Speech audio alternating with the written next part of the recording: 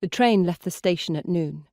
By then, so many little things had gone wrong that Lucy couldn't help but wonder whether her journey was ill-fated. Firstly, she had intended to be on an earlier train, the one that left at 10, but one of the horses pulling the carriage taking her to the station had thrown a shoe, delaying her by almost 2 hours. When she finally arrived, the heel of her left boot snapped off, causing her to sprain her ankle. Once she was seated within the train, she thought herself momentarily safe from the common misfortune that had dogged her that morning. This proved to be an illusion when the fellow passenger, a middle-aged woman who smelled strongly of rosewater, dumped her travel bag onto Lucy's lap. Startled, Lucy jerked in her seat. The book she had been idly flicking through, a collection of Gothic tales translated from English, fell from her lap.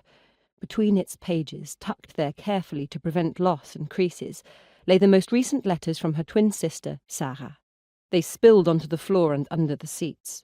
"Oh my!" the woman said. She snatched up the bag as if afraid Lucy would make away with it. "I didn't see you," she said, by way of explanation. Then she said, "You really should be more careful, you know." Lucy, who had dropped to her knees to gather her precious letters, only smiled wanly in response. Offended, the woman huffed and sat in Lucy's seat. Lucy opened her mouth to tell her, then decided against it and took an empty seat by the window. She brushed away the dust and hair that clung to the envelopes, then smoothed them carefully and counted them to make sure she had retrieved them all. Merely looking at them had her feeling restless and sick, her sternum throbbing as if a piece of string had been wound around the bone and someone were trying to gather it up, pulling her along with it. She did not have long to muse on these sensations. The only other passenger in the carriage, the woman who smelled of rosewater, let out a scream a mere 5 minutes after the train had pulled out of the station. "Oh, my God!" she shrieked, pressing her hand to her chest. "What?" Lucy asked wildly. "What is it?" The woman pointed. At first Lucy had no idea at what. Then she saw a spider had crawled onto the window pane on their side of the glass.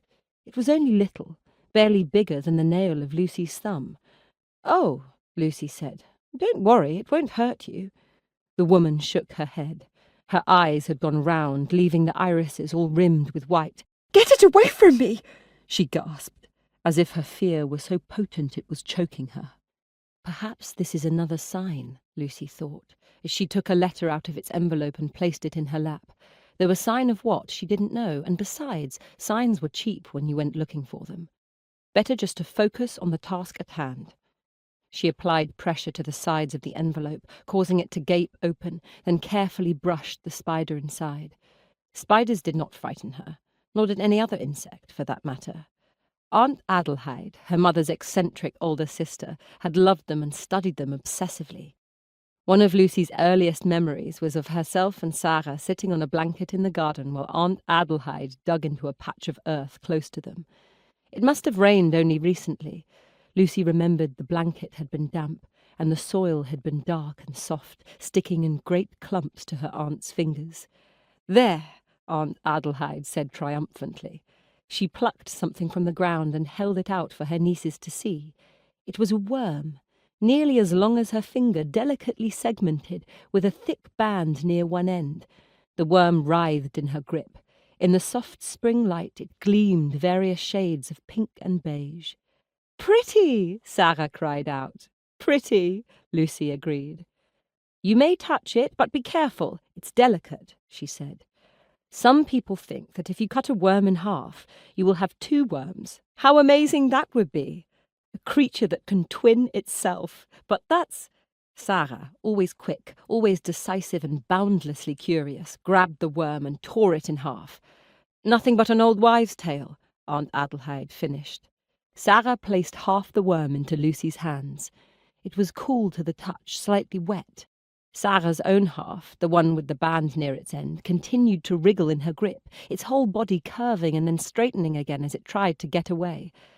Lucy's half only twitched weakly. Soon it lay still. Lucy stared, aghast, as its vivid pink hue blanched into an unremarkable grey.